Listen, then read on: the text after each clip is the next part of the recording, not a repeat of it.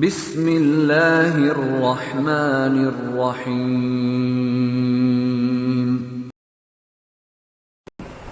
السلام علیکم ورحمۃ اللہ وبرکاتہ۔ الحمد للہ رب العالمین والصلاة والسلام علی خیر خلقہ محمد وآلہ وصحبہ اجمعین ومن تبعہم بإحسان الی یوم الدین وبعد۔ اعوذ باللہ من الشیطان الرجیم، بسم اللہ الرحمن الرحیم۔ انما الصدقات للفقراء والمساکین والعاملین علیہا والمؤلفة قلوبهم وفی الرقاب والغارمین وفی سبیل اللہ وابن السبیل فریضۃ من اللہ۔ ناظرین کرام، برادران اسلام، آج کے درس کا موضوع ہے زکوٰۃ کے مستحقین۔ گزشتہ دروس میں صدقہ و زکوٰۃ کے فضائل اور ان کی اہمیت کا ذکر ہوا تھا، اور جو لوگ صاحب نصاب ہیں اور صاحب نصاب ہونے کے باوجود زکوٰۃ ادا نہیں کرتے ہیں، ان کے بارے میں قرآن و حدیث کے اندر جو وعیدیں آئی ہوئی ہیں ان کا تذکرہ کیا گیا تھا۔ آج کے درس میں ان لوگوں کا ذکر ہوگا جنہیں زکوٰۃ کی رقم دی جائے گی۔ اللہ تعالیٰ نے سورہ توبہ کے اندر ان کا بیان فرما دیا ہے کہ مستحقین زکوٰۃ 8 قسم کے لوگ ہیں۔ اللہ رب العالمین نے مستحقین زکوٰۃ کا بیان کرتے ہوئے آغاز میں لفظ انما کا استعمال کیا ہے۔ یہ لفظ قصر اور حصر پر دلالت کرتا ہے۔ اس کا مطلب یہ ہے کہ ان 8 قسم کے لوگوں کے علاوہ کسی اور کو زکوٰۃ دینا درست نہیں۔ اسی طریقے سے آیت میں الصدقات سے مراد فرض زکوٰۃ ہے۔ اس پر علماء کا اتفاق ہے۔ علماء کے صحیح قول کے مطابق زکوٰۃ ان 8 مصارف میں تقسیم کرنا ضروری نہیں ہے، بلکہ جس مصرف یا جن مصارف کو مسلمانوں کا سربراہ اور امام یا خود زکوٰۃ ادا کرنے والا مناسب سمجھے، حسب ضرورت وہاں وہ اس کو خرچ کر سکتا ہے۔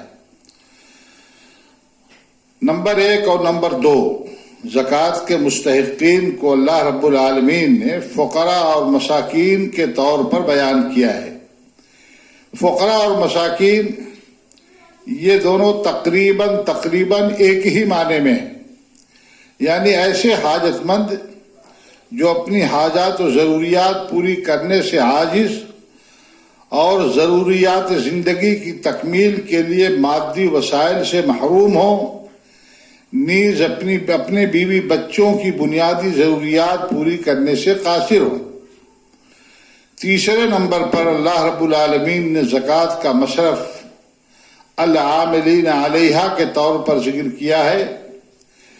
اس سے مراد وہ حضرات ہیں، وہ لوگ ہیں جو زکوٰۃ اکٹھی کرنے اور انہیں مستحقین میں تقسیم کرنے پر مامور ہیں۔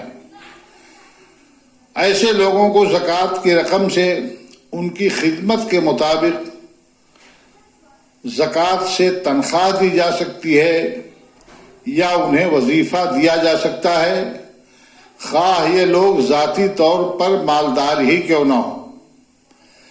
چوتھے نمبر پر اللہ رب العالمین نے مستحقین زکوٰۃ کے طور پر مؤلفۃ القلوب کا ذکر فرمایا ہے۔ مؤلفۃ القلوب سے مراد وہ کفار ہیں جن کا کچھ میلان اسلام کی طرف ہو اور ان کی امداد کرنے سے یہ امید ہو کہ وہ مسلمان ہو جائیں گے، یا ان سے مراد وہ نو مسلم حضرات ہیں جنہیں اسلام پر مضبوطی سے قائم رکھنے کے لیے اور اسلام پر استقامت کے لیے یہ مالی امداد اور مالی تعاون یہ معاون ہو سکتی ہے۔ یا ان سے مراد وہ کفار و مشرکین ہیں جو مسلمانوں کے ہمدرد بہی خواہ ہوں اور امید ہو کہ اگر ان کی مدد کی جائے گی تو یہ مسلمانوں کے حقوق کا تحفظ کریں گے اور ان کے اوپر ہونے والے حملوں کا دفاع کریں گے۔ مؤلفۃ القلوب کے ضمن میں یہ تینوں قسم کے لوگ شامل اور داخل ہیں۔ 5ویں نمبر پر اللہ رب العالمین نے زکوٰۃ کا مصرف فی الرقاب ذکر کیا ہے، یعنی زکوٰۃ کی رقم گردنیں آزاد کرانے میں خرچ کی جا سکتی ہے۔ موجودہ وقت میں غلامی کا خاتمہ دنیا سے ہو چکا ہے، اس لیے علماء نے ایسے بے گناہ مسلم قیدیوں کی رہائی کے لیے زکوٰۃ کی رقم خرچ کرنے کی اجازت دی ہے جنہیں ظلماً قید خانوں میں بند کر دیا گیا ہو۔ واللہ اعلم بالصواب۔ 6 نمبر پر اللہ رب العالمین نے مستحقین زکوٰۃ کے طور پر الغارمین کا ذکر کیا ہے۔ الغارمین سے مراد وہ مقروض لوگ ہیں جو اپنے بال بچوں کے نان نفقہ کے پورا کرنے کے سبب ان کی تکمیل کے سبب زیر بار ہو گئے ہیں اور اب ان کے پاس قرض کی واپسی کا کوئی راستہ نہیں ہے۔ ایسے زیر بار مقروض لوگوں کو زکوٰۃ کی رقم دی جا سکتی ہے اور اب ان کے پاس ظاہر سی بات ہے زکوٰۃ کی رقم کی واپسی کی جب کوئی شکل نہیں ہے تو ایسے لوگوں کو زکوٰۃ کی رقم دینی درست ہے۔ شرط یہ ہے کہ ان حضرات نے قرضہ جائز مقاصد کے لیے لیا ہو۔ اسی طرح غارمین کے حکم میں وہ لوگ بھی داخل ہیں جن کا کاروبار میں خسارہ ہو گیا ہو اور وہ دیوالیہ ہو گئے ہوں، انہیں بھی زکوٰۃ کی رقم دی جا سکتی ہے۔ 7ویں نمبر پر اللہ رب العالمین نے مستحقین زکوٰۃ کے طور پر فی سبیل اللہ کا ذکر کیا ہے۔ یہ زکوٰۃ کا 7واں مصرف ہے۔ اصلاً اس سے مراد جہاد ہے۔ احادیث میں حج اور عمرہ کو بھی فی سبیل اللہ میں داخل مانا گیا ہے۔ اسی طرح علماء کے نزدیک فی سبیل اللہ کے وسیع مفہوم میں وہ تمام دینی مقاصد شامل ہیں، وہ تمام دینی امور شامل ہیں جو اللہ کی رضا کا موجب بنتے ہیں، مثلاً دعوت و تبلیغ اور اسی طریقے سے بچوں کی دینی تعلیم و تربیت، کیونکہ ان سب کا بھی مقصد اعلاء کلمت اللہ ہی ہے۔ اسی طرح دینی مدارس اور اس میں تعلیم پانے والے طلباء پر بھی زکوٰۃ کی رقم خرچ کی جا سکتی ہے۔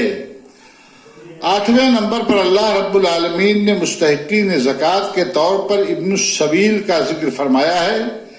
یہ 8واں مصرف ہے۔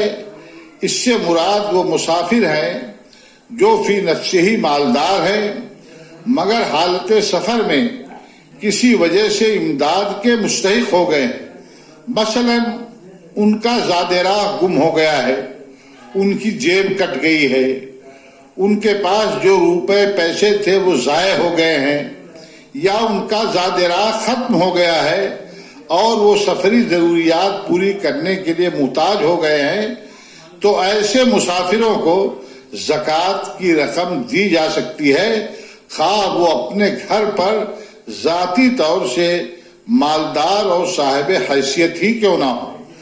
اسی طریقے سے اللہ رب العالمین نے یہ 8 مصارف زکوٰۃ کے ذکر فرمائے ہیں۔ زکوٰۃ کے 8 مستحقین کا اللہ رب العالمین نے ذکر فرمایا ہے۔ بہت سارے لوگ سوال کرتے ہیں کہ کیا غیر مسلموں کو زکوٰۃ کی رقم دی جا سکتی ہے؟ تو اس سلسلے میں عرض یہ ہے کہ وہ غیر مسلم حضرات جو مؤلفۃ القلوب کے ضمن میں آتے ہیں تو ان کو تو زکوٰۃ کی رقم دی جا سکتی ہے، باقی عام غیر مسلمین کو فرض زکوٰۃ کی رقم دینی جائز اور جائز اور درست نہیں ہے. یہ زکوٰۃ کی رقم یہ مسلمانوں کے لیے خاص ہے. اللہ کے نبی صلی اللہ علیہ وسلم نے فرمایا تُؤْخَذُ مِنْ أَغْنِيَائِهِمْ فَتُرَدُّ فِي فُقَرَائِهِمْ. یہ مسلمانوں کے مالداروں سے یہ زکوٰۃ لے کر کے انہی کے فقیروں میں، مسلمانوں کے مسکینوں میں اس کو خرچ کر دیا جائے گا، اس کو لوٹا دیا جائے گا. اسی طریقے سے نفلی صدقات جو ہیں، نفلی صدقات یہ عام غیر مسلمین کو دیے جا سکتے ہیں، اس میں کوئی قباحت اور کوئی حرج کی بات نہیں ہے. ایک بات اس تعلق سے میں اور عرض کرنا چاہتا ہوں کہ اگر مستحقین زکوٰۃ اپنے اقربا اور رشتہ داروں میں سے مل جائیں تو انہیں زکوٰۃ دینے سے دوہرا اجر ملتا ہے، جیسا کہ اللہ کے نبی صلی اللہ علیہ وسلم کی حدیث ہے، صحیح حدیث ہے، نسائی اور ترمذی کی روایت ہے. علامہ البانی رحمہ اللہ نے اس کو صحیح قرار دیا ہے کہ الصدقۃ علی المسکین صدقہ وعلی ذی الرحم ثنتان صدقۃ وصلہ. اگر مسکین کو صدقہ دیا جائے تو یہ صدقہ ہوتا ہے، لیکن اگر یہی صدقہ کسی رشتہ دار کو دیا جائے تو اس میں دو ثواب ملتا ہے، دوہرا ثواب ملتا ہے.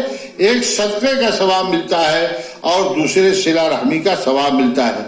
اسی طریقے سے ایک بات اور میں واضح کر دینا چاہتا ہوں زکوٰۃ کے حوالے سے کہ زکوٰۃ کی رقم آدمی اپنی بیوی پر، اپنے بچوں پر، اپنے والدین پر خرچ نہیں کر سکتا ہے، خواہ وہ اس کے مستحق ہی کیوں نہ ہو، خواہ وہ غریب ہی کیوں نہ ہو، اس لیے کہ اللہ کے نبی صلی اللہ علیہ وسلم نے اس سے منع فرمایا ہے. ہاں اگر بھائی بہن ضرورت مند ہیں، مستحق زکوٰۃ ہیں، تو ایسی صورت میں انہیں زکوٰۃ کی رقم بھائی کو، بہنوں کو دی جا سکتی ہے. اس میں کوئی حرج نہیں ہے، بلکہ اگر یہ مستحق ہیں تو ان کو دینے میں دوہرا اجر، دوہرا ثواب ملتا ہے.